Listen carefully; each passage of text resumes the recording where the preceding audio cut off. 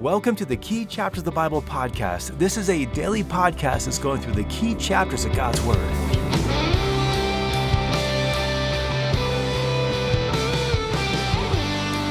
It's always exciting to start a new study with you, and today we're going to begin unpacking the book of Hebrews. Now, before we open up Hebrews, I wanted to let you know that in a couple of weeks, we're going to be starting back in Genesis 1 on January 1st. I hope you're going to join us for that study and maybe even invite some friends and family to join you. You may have also heard that we have a study guide for the book of Genesis that's available on Amazon. It has 22 lessons on the key chapters of Genesis. Each chapter in the guidebook includes the full text from the NAS Bible translation, includes some of my commentary on that passage, and then some study and discussion questions for group or personal or classroom study. Now, you don't need the guidebook to listen to the podcast, and you don't need the podcast to study the guidebook, but they all work together hand in hand. And so it's available on Amazon right now, and I'm excited to share it with you. Now, with that, let's dive into the book of Hebrews. The book of Hebrews is one of the most important and least preached books in the New Testament. Yet it is also super popular. This book has some of the most well-known verses in the entire Bible, and many people are inspired, guided, convicted, and strengthened in their walk by this weighty and challenging book. Now, it's not an easy study, but I am looking forward to opening this book with you. So let's get to work. Now, there are a few reasons why Hebrews is such a difficult book to work through. And for one thing, it's a stellar literary text. The Greek is hard, the concepts are profound, the outline is structured and orderly, and as you work through it, you're going to find that it is filled with callbacks that bring something that was mentioned earlier back on up for another round of treatment. And not only that, it's filled with references to the Old Testament. And therefore, to really understand the book of Hebrews, we also have to understand the Old Testament passages that it's referring back to.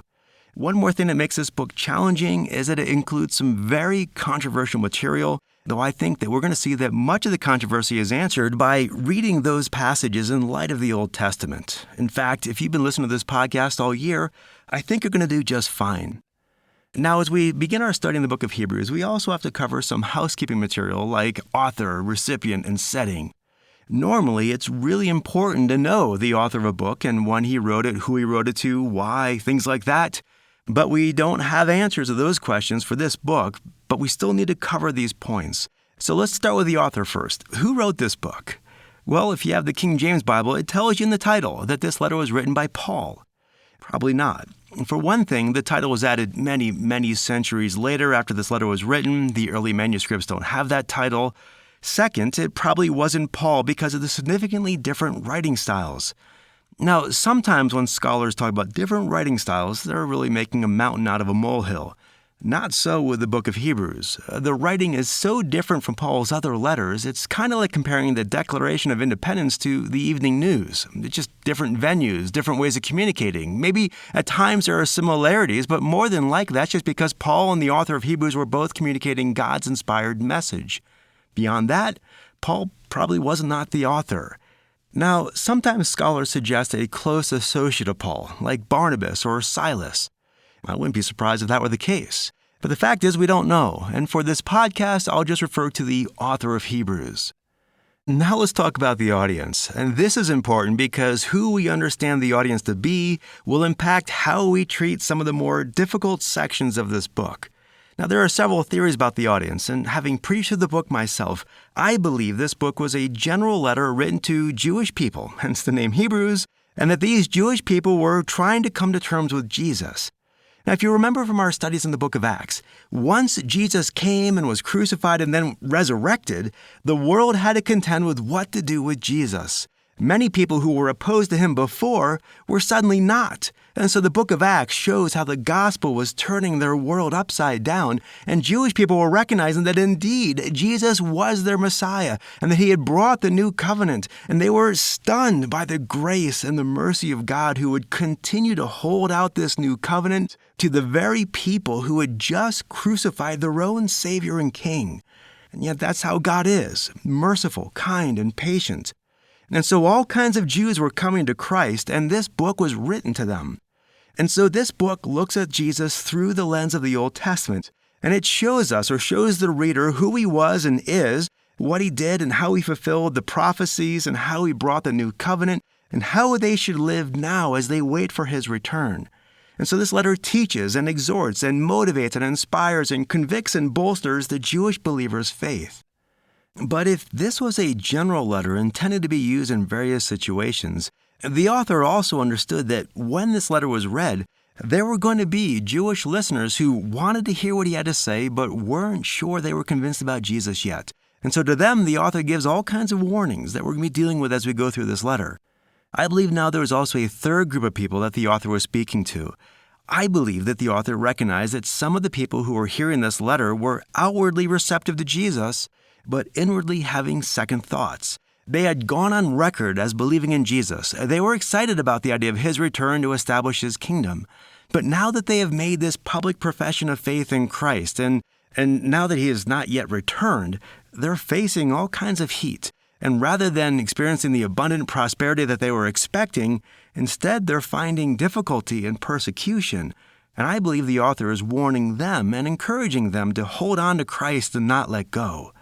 And so these are the different people who I believe this letter was written to, and we're going to be keeping these different audiences in mind as we study this book. Now let's go to the theme.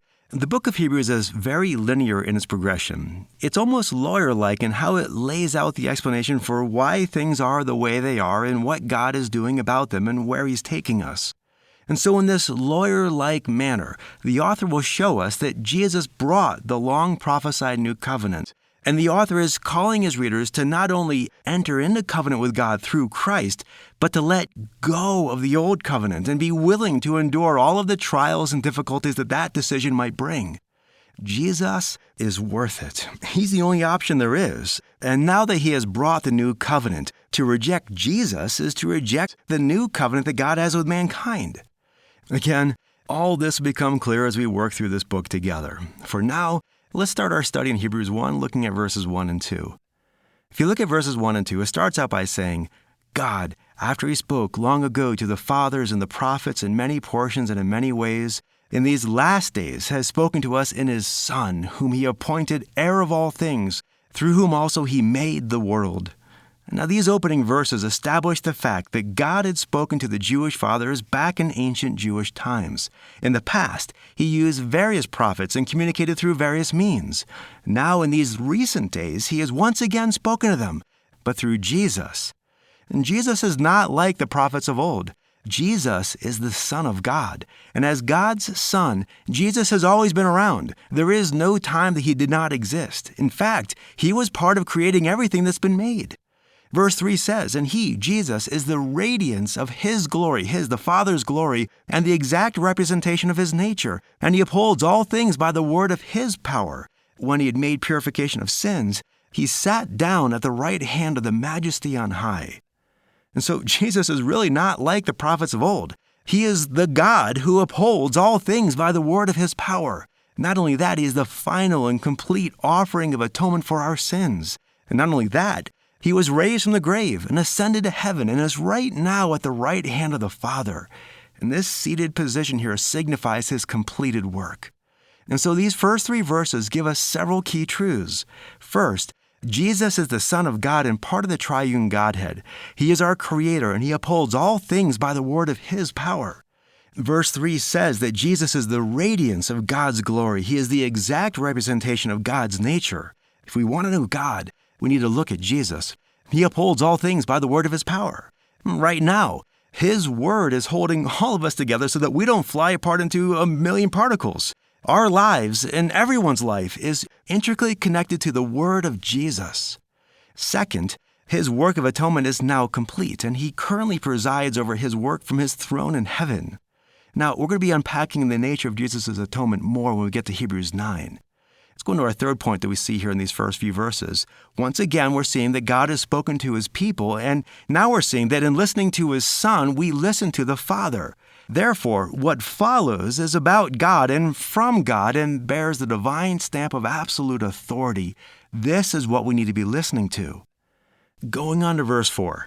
Verse 4 begins the author's point that he's now going to carry through the rest of this chapter, where the author continues to reinforce the superiority and the authority of Jesus, and he's going to be holding up different things that the Jews revered, and it's going to be like, yep, Jesus is greater than that, and that, and that. And so in verse 4, Jesus is much better than the angels. Now for us, this goes without saying, but that's because we've been marinating in these truths for 2,000 years. Here, they're just getting used to this idea. Angels were super important to the Jews, and for good reason.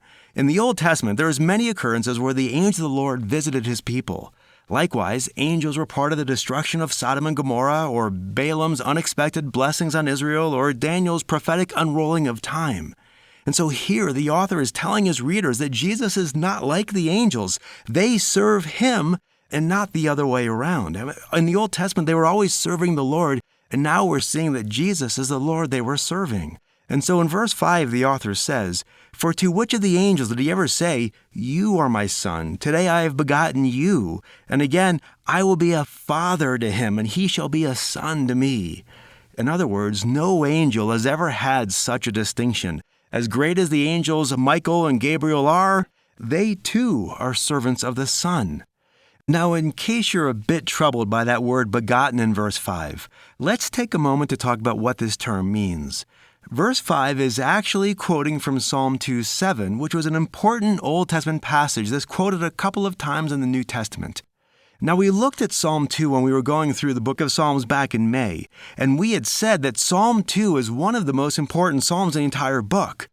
Psalm 2 divides all humanity into two groups. One group submits to the rule and reign of God and His Anointed One. The other group scoffs at this idea. And we explained that the term anointed in Psalm 2:2 had a near fulfillment in David, but ultimately pointed to the Messiah. And so Psalm 2 calls all people to submit to the authority of the Messiah, and Psalm 2:7, the verses being quoted here in Hebrews 1, says that the anointed one of God, this anointed king over all these nations, is the Son of God. And therefore the author is saying, hey guys, you know that anointed messianic king we've all been waiting for since the days of David? I got news for you. That's Jesus. And so you're either among the people who submit and serve the anointed one of God, or you're of those people who scoff at him. Choose wisely and carefully, because your eternal destiny hangs in the balance. And so Psalm 2 has been super important to the Jews, and here the author is connecting this incredibly important psalm to Jesus. Now, how does this relate to the term begotten? Well, it's clear that when Jesus was walking on the earth during his earthly ministry, he didn't have a throne. In fact, he said the Son of Man didn't even have a place to lay his head. So how could he be king if he didn't have a throne and didn't have a kingdom? Well, the author is telling us that Jesus received his throne and his kingdom subsequent to his death and resurrection. Paul quotes the same verse from Psalm 2:7 over in Acts 13:33. And in Acts 13:33, he explained that this verse is talking about Christ's resurrection. That's when he received his kingdom and his throne. He was always God, all the way back to before the beginning of time. But upon his death and resurrection and ascension, he is now the king over those people called out of this world into covenant with him. And so again, in Acts 13:33, Paul lets us know that the term begotten isn't talking about his birth, but rather his victory as the risen king. From here, the author continues to establish the authority of Christ. And so in verse 6, all of the angels worship him. And thus, by extension, so should we. If they all do, so should we. Now, verse 6 gives another difficult term when it says that Jesus is the firstborn whom all the angels worship. Now, the Greek word firstborn there is the Greek word prototoktos. And prototoktos is an ancient way of saying the preeminent one. He is first in terms of priority. Now, this same term, prototoktos, is later used in Hebrews 12:23 to refer to the church of the firstborn. And the word firstborn in Hebrews 12:23 is plural, indicating that the author is referring to the people of the church. And he's not saying that they were comprised of all the firstborn from their families, but rather the firstborn in this privileged place of the redeemed. And so the term is used to denote preeminence, and here the author is saying that Jesus has the preeminent place over all creation. That's why, in verse 7, all of the angels worship him. Again, we should too. In fact, verse 7 says the angels are his ministers. Now, the key phrase in verse 7 is that wording, his ministers. And the Greek word for minister there is not just a servant. It's often used of one who has a special function, often a personal function. And here we're seeing that the angels are the personal servants of the Son. Why? Because the Son is God. Verse 8 even tells us, but of the Son he says, your throne, O God, is forever and ever, and the righteous scepter is the scepter of his kingdom. Again, we're seeing these themes reinstated and reinforced. Jesus is the Son of God. He is God. He is the King. He is eternal. He is the righteous and living and holy Lord. Therefore, in verse 9, he has been anointed as king over his companions, as in over his Jewish companions. The Jews were the chosen people of God. Jesus was the chosen king over them. And this fact will never change. Thus, verses 10 and 11 highlight Christ's eternality. In verse 10, Jesus laid the foundation for existence. In verse 11, Jesus will endure past it. That means the days of creation are numbered, but not so with Jesus. Verse 11 says, they will perish, but he will remain. And verse 12 says, your years will not come to an end. Jesus is eternal. He was before creation, and he will endure beyond creation. And thus, in verse 13, the eternal Son of God will one day rule all the nations, and they will become his footstool. And finally, then verse 14 bridges to chapter 2 and begins to unfold the offer of salvation that Jesus gives to anyone who wants to be part of his kingdom. If we want to join with the angels and serve this eternal King who right now rules from heaven, we need to listen to the Son of God and enter into covenant with him. This whole idea of salvation will become clear tomorrow as we study Hebrews chapter 2. Okay, so that's Hebrews chapter 1. This chapter starts off telling us what we need to know about Jesus. He's a prophet, but he's not like the prophets of old. He's the Son of God. All the angels know this. They worship him even right now. They serve him. He's their king, and he's the king of creation. He is unchanging. He's eternal. And when his kingdom is fully established, his enemies will be the footstool for his feet. Yes, he died. All the readers know that. But they also know he was resurrected, and they need to know that after his resurrection, he ascended and returned to the Father's right hand where he has been for all eternity, and he will sit there until he one day returns in glory. Now, when it comes to applying this passage to our life, this passage is the first of several gut checks in this book. Hebrews 1 calls us to evaluate, who am I listening to? What kind of influences are steering the course of my life? And if Jesus is our king, it will be him. And so, as we wrap up our study in Hebrews chapter 1, how about taking a moment and talking with God about listening to him and asking him to help you follow his word and not to follow the world around you? Well, that's our study for Hebrews chapter 1. Already an exciting start to an exciting book. I look forward to catching with you tomorrow as we dive into Hebrews chapter 2. And don't forget to check out that Genesis study guide on Amazon. And until tomorrow, have a great day and God bless.